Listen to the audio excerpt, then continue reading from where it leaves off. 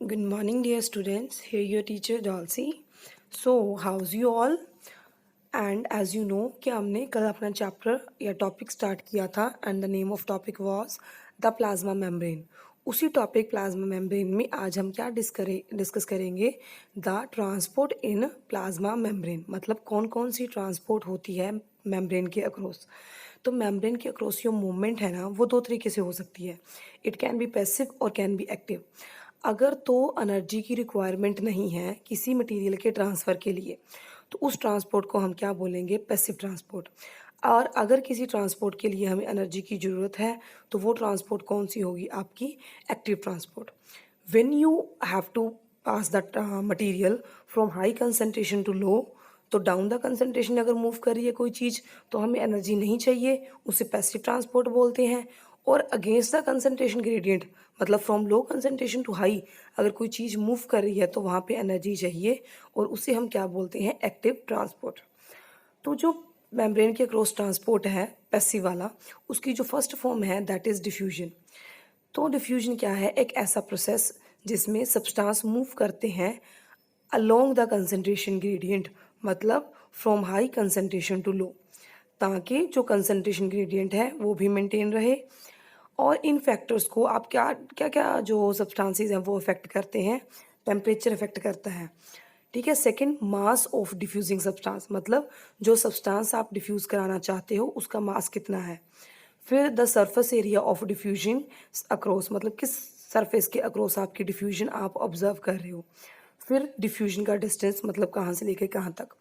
For example, when you have to dissolve copper sulphate, जो आप नील लगाते हो कपड़ों को, in large amount of water, तो उस डिफ्यूजन का रेट क्या होता है, फास्ट होता है। क्यों? क्योंकि कॉपर सल्फेट के पार्टिकल का साइज क्या होता है, स्मॉल, और पानी की अमाउंट क्या होती है, ज़्यादा। और पानी का सरफेस एरिया ज़्यादा होने की वजह से जो डिफ्यूजन होती है वो फास्ट होती है। फिर क्या है मैम, टाइप्स ऑफ डिफ्यूजन। तो डिफ्यूजन दो तरह की होती है रजे, एक होती है सिंपल डिफ्यूजन, एक होती है फैसिलिटेटेड डिफ्यूजन। अगर जो चीज़ है फ्रीली मूव करे किसी मेम्ब्रेन के अक्रॉस, तो उसे हम क्या बोलेंगे, सिंपल डिफ्यूजन। और आपको पता है कि आपकी जो प्लाज्मा मेम्ब्रेन है वो लिपिड रिच है, मतलब उसमें ज़्यादा कंटेंट किसका होता है, लिपिड्स का। तो डेफिनेटली अगर कोई सब्सटेंस मूव कर रहा है लिपिड मेम्ब्रेन के अक्रॉस, और वो है भी क्या, नॉन पोलर, ठीक है। जैसे कि ऑक्सीजन का मॉलिक्यूल, कार्बन डाइऑक्साइड का मॉलिक्यूल, या कोई भी और मॉलिक्यूल जिसका साइज भी क्या हो, स्मॉल हो, और हो भी वो नॉन पोलर, वो कैसे मूव करेगा, सिंपल डिफ्यूजन के थ्रू। सेकेंडली, अगर कोई आपका जो प्रोटीन मॉलिक्यूल है वो हेल्प करे मूव कराने में किसको, जो चार्ज्ड पार्टिकल हैं उनको, या पोलर मॉलिक्यूल्स हैं उनको, मेम्ब्रेन की अक्रॉस, तो उस टाइप की डिफ्यूजन को हम क्या बोलेंगे, फैसिलिटेटेड टाइप ऑफ डिफ्यूजन। मतलब यहाँ पे हमें प्रोटीन हेल्प करते हैं पोलर सब्सटेंस को मूव कराने के लिए थ्रू द प्लाज्मा मेम्ब्रेन। तो ये जो डायग्राम है वो सिंपल डिफ्यूजन को रिप्रेजेंट करता है कि आपने क्या देखा, एक लिपिड सोलुबल क्या थी, मेम्ब्रेन थी, उसकी जो एक्सटर्नल साइड पे थे वहाँ पे मॉलिक्यूल पड़े थे, कौन से, स्मॉल स्मॉल साइज के नॉन पोलर मॉलिक्यूल। तो दोनों साइड पे क्या था, कंसंट्रेशन का डिफरेंस था। तो जब तक तो कंसंट्रेशन का डिफरेंस था तब तो मॉलिक्यूल्स, लिपिड्स जो सॉल्युबल मॉलिक्यूल हैं, वो मेम्ब्रेन के क्रॉस मूव किए और उनकी कंसंट्रेशन इंक्रीज हो गई, कौन सी साइड पे, साइटोप्लाज्म साइड पे। जैसे जैसे कंसंट्रेशन क्या होने लगी, सेम का होने लगी, विद पासेज ऑफ टाइम जो डिफ्यूजन का प्रोसेस है वो स्टॉप कर जाएगा। क्यों? क्योंकि आपको पता है कि डिफ्यूजन सिर्फ तब तक होती है when there is difference of concentration gradient. जब तक क्या होता है, कंसंट्रेशन ग्रेडियंट होता है, मतलब एक साइड पे सब्सटेंस की कंसंट्रेशन क्या होती है, हाई होती है, और दूसरी साइड पे कंसंट्रेशन क्या होती है, स्मॉल होती है, मतलब लो होती है। So this is the general diffusion. Now come to the facilitated diffusion. Facilitated diffusion में क्या होता है रजे, that there are some kind of protein molecules that are present in the plasma membrane. मैंने कल भी करवाया था कि क्या प्रेजेंट होते हैं, टनल प्रोटीन प्रेजेंट होते हैं या कैरियर प्रोटीन्स प्रेजेंट होते हैं, जिनके अक्रॉस आपके जो वाटर सोल्यूबल मॉलिक्यूल्स हैं वो अलोंग द कंसंट्रेशन ग्रेडियंट, मतलब from high concentration to low concentration gradient, वो मूव करते हैं। पर ये याद रखना रजे, आपको पता है कि जो प्रोटीन्स हैं आपके वो पोलर होते हैं, मतलब वाटर सोलुबल होते हैं। तो जो आपकी फैसिलिटेटेड डिफ्यूजन है ना, वो भी मूव करेगी ओनली अक्रॉस या only for the water soluble molecules and through the polar or the charged protein carrying molecules. तो दो डिफ्यूजन्स होगी। अगर तो प्लाज्मा मेम्ब्रेन के across lipid soluble molecule move कर रहे हैं, नॉन पोलर मूव कर रहे हैं मॉलिक्यूल्स, तो वो किसके थ्रू मूव करेगी रजे? सिंपल डिफ्यूजन के थ्रू। और अगर कोई मॉलिक्यूल वो कौन सा है? पोलर है, वाटर सोलुबल है, तो वो किसके थ्रू मूव करेगा? The facilitated diffusion. Facilitated diffusion में क्या होता है? एक प्रोटीन मॉलिक्यूल होता है जो क्या होता है? Water soluble. वो अलो करता है किसी भी वाटर सोलुबल मॉलिक्यूल को पास करने के लिए अपने अक्रॉस, ताकि वो मेम्ब्रेन के अक्रॉस क्या कर सके? मूव कर सके। ओके। नेक्स्ट जो आपकी टाइप है वो क्या है? मेम्ब्रेन ट्रांसपोर्ट होती है, उसमें जो फैसिलिटेटेड डिफ्यूजन है उसकी भी बहुत सी टाइप हैं। पहले क्या है? Career mediated. कैरियर तो समझते हो ना, जो एक साइड से किसी चीज़ को कैरी करे, फिर इनसाइड मूव करे और डिलीवर कर दे किसी और साइड पे। तो ऐसा मॉलिक्यूल जो कैपेसिटी रखता है, प्रोटीन का मॉलिक्यूल ही कैसे? क्योंकि आपको पता है फैसिलिटेटेड का मतलब ही क्या है? फैसिलिटी देना। फैसिलिटी प्रोवाइड कौन करते हैं? आपके प्रोटीन मॉलिक्यूल्स। तो अगर कोई प्रोटीन मॉलिक्यूल वाटर सोलुबल चीज़ों को मतलब अलोंग द कंसंट्रेशन ग्रेडियंट, मतलब from high concentration to low concentration gradient pick करता है एक side of the membrane and deliver करता है to the other side of the membrane, तो उस टाइप की डिफ्यूजन को हम क्या बोलेंगे? Facilitated diffusion. कौन कौन से मॉलिक्यूल हैं जो मूव कर सकते हैं कैरियर मेथड के थ्रू? आपकी शुगर्स और some amount of vitamins. Sugar कौन कौन सी? Glucose, fructose. नेक्स्ट कौन सी है आपकी special type of membrane transport? वो कौन सी है? ऑस्मोसिस। ऑस्मोसिस क्या होती है? एक स्पेशल टाइप की पैसिव डिफ्यूजन है जहाँ पे क्या मूव करता है? आपका सॉल्वेंट। सॉल्वेंट कहाँ से मूव करेगा? सॉल्वेंट मतलब वाटर। वाटर कहाँ से मूव करेगा? जहाँ पे वाटर की कंसंट्रेशन हाई है। ट्रू कहाँ पे? जहाँ पे वाटर की कंसंट्रेशन क्या है? लो है। तो जहाँ पे वाटर की कंसंट्रेशन हाई होगी वहाँ पे शुगर की कंसंट्रेशन क्या होगी? लो होगी। सो इसीलिए हम क्या बोल सकते हैं? ऑस्मोसिस एक ऐसा प्रोसेस है जहाँ पे मूवमेंट होती है किसकी? वाटर की, from high concentration to low. So we can say that जहाँ पे सॉल्वेंट की कंसंट्रेशन हाई होगी वहाँ पे सोल्यूट की क्या होगी? लो। तो you can say from low solute concentration to high solute concentration. तो जो वाटर के मॉलिक्यूल है वो दो डिफरेंट वेज में मूव करते हैं, लिपिड के मॉलिक्यूल के बीच में और आपके जो प्रोटीन है उनके थ्रू भी। ये मूवमेंट तब तक होती है जब तक दोनों ही साइड पे प्लाज्मा मेम्ब्रेन के जो कंसंट्रेशन है वो सेम ना हो जाए।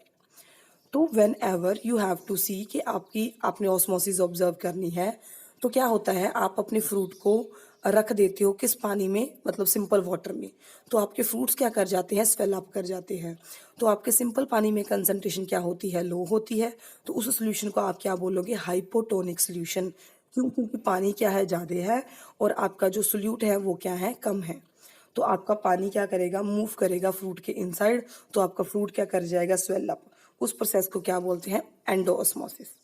फिर होता है अगर मतलब फ्रूट को आपने डिप तो कर लिया, पर किया किस सोल्यूशन में? जिसकी कंसंट्रेशन फ्रूट के जैसी ही है, तो उस सोल्यूशन को आप क्या बोलोगे? आइसोटोनिक। थर्ड क्या है? हाइपोटोनिक। एक आपने ऐसा सोल्यूशन लिया जिसमें शुगर बहुत ज़्यादा है, तो उस सोल्यूशन का क्या बोलोगे आप? हाइपोटोनिक। तो पानी कहाँ से मूव करेगा? From high concentration of water to low. इस वजह से पानी क्या आ जाता है? बाहर आ जाता है किस सोल्यूशन में? हाइपोटोनिक में। तो हाइपोटोनिक में सेल जो होते हैं आपके वो क्या कर जाते हैं? रजे श्रिंक। जो आपका हाइपोटोनिक है वहाँ पे पानी क्या जाता है? सेल के अंदर। तो वहाँ पे आपके सेल क्या कर जाते हैं? स्वेल अप कर जाते हैं। थर्ड कौन सा है आपका? आइसोटोनिक। मतलब कंसंट्रेशन क्या है? सेम है, जितनी बाहर है उतनी ही अंदर। तो जितने मॉलिक्यूल पानी के अंदर जाएंगे उतने ही मॉलिक्यूल क्या आएंगे? बाहर। तो सेल की शेप क्या रहती है? अनचेंज्ड। ठीक है। जो जब हम इसी मेम्ब्रेन ट्रांसपोर्ट को ऑब्जर्व करते हैं अराउंड द प्लांट सेल, तो वहाँ पे थोड़ा सा स्पेशल टाइप का आपको मतलब प्रोसेस देखने को मिलता है। For example you have a cell, okay, plant cell है, सेंटर डायग्राम देखो। तो उसमें क्या है? आपने आइसोटोनिक सोल्यूशन में रखा, तो जितनी इनसाइड मूवमेंट होगी उतनी ही आउटसाइड। तो सेल का साइज क्या रहेगा? मेंटेन। तो उस टाइप के सेल को आप क्या बोलोगे? फ्लैजिड टाइप ऑफ सेल। ठीक है, मतलब कंसंट्रेशन सेम है तो कोई मूवमेंट नहीं होगी। फिर आपने सेल को रख दिया हाइपोटोनिक सोल्यूशन में, मतलब लो कंसंट्रेशन वाले में, तो पानी सेल के अंदर जाएगा और सेल का कर जाएगा स्वेल अप। उसे क्या बोलते हैं? Turgid cell. फिर क्या होता है? सबसे इंपॉर्टेंट, जब आप प्लांट सेल को हाई कंसंट्रेशन में रखते हो आपके फ्रूट को, तो सारे का सारा पानी क्या आ जाता है, बाहर आ जाता है। पर सेल जो आपकी वॉल है वो इंटैक्ट रहती है, ओनली सिकुड़ क्या जाता है आपका साइटोप्लाज्म पार्ट, उसे क्या बोलते हैं, प्लाज्मोलिसिस, और उस सेल को क्या बोलते हैं, प्लाज्मोलाइज्ड सेल। जो लास्ट आपकी ट्रांसपोर्ट है मेम्ब्रेन के अक्रॉस, उस ट्रांसपोर्ट का नाम क्या है, एक्टिव ट्रांसपोर्ट। ऐसी ट्रांसपोर्ट जो होगी किसकी against, against the concentration gradient, मतलब अपोजिट साइड पे, from low concentration to high, तो वहाँ पे क्या होगी रजी, एनर्जी का यूज होगा। तो यूजली जब हम चार्ज्ड पार्टिकल को मूव कराते हैं तब कौन सी ट्रांसपोर्ट देखने को मिलती है, एक्टिव ट्रांसपोर्ट। तो एक्टिव ट्रांसपोर्ट रजे दो तरह की होती है, प्राइमरी एक्टिव ट्रांसपोर्ट और सेकेंडरी एक्टिव ट्रांसपोर्ट। अगर जो आपकी ट्रांसपोर्ट है उसमें आपके जो एटीपी है वो चेंज कर दे आपकी प्रोटीन की हेल्प, मतलब शेप को, तो अगर कैरियर प्रोटीन आपके पंप का काम कर रहा है तो उसको बोलते हैं प्राइमरी ट्रांसपोर्ट, जैसे कि sodium potassium exchange pump. Second होती है आपकी सेकेंडरी ट्रांसपोर्ट, उसको हम क्या बोलते हैं, को ट्रांसपोर्ट, मतलब जिसमें एक जो मॉलिक्यूल है उसकी ट्रांसपोर्ट में जो एनर्जी प्रोड्यूस होती है वही एनर्जी दूसरे सब्सटेंस को मूव कराने में क्या करती है, हेल्प करती है। जैसे सोडियम और हाइड्रोजन जो है वो ग्रेडियंट के अक्रॉस ऐसे ही क्या करते हैं, मूव करते हैं। थर्ड जो लास्ट प्रोसेस है मेम्ब्रेन ट्रांसपोर्ट का, वो कौन सा है, बल्क ट्रांसपोर्ट, मतलब बहुत ज़्यादा हाई अमाउंट में ट्रांसपोर्ट होना किसका, मटेरियल्स का। तो वो दो तरह की होती है राजे, एक होती है एंडोसाइटोसिस, एक होती है एक्सोसाइटोसिस। किसी भी मटेरियल का इनटेक करना दैट इज एंडोसाइटोसिस, और उसी मटेरियल को बाहर निकालना सेल से उसे क्या बोलते हैं, एक्सोसाइटोसिस। तो जो एंडोसाइटोसिस होती है वो दो तरह से होती है, फैगोसाइटोसिस, पिनोसाइटोसिस और receptor mediated type of endocytosis. अगर तो आप किसी सॉलिड मटेरियल का इनटेक कर रहे हो तो फैगोसाइटोसिस, अगर आप किसी लिक्विड मटेरियल का इनटेक कर रहे हो तो आप उसे क्या बोलोगे, द पिनोसाइटोसिस।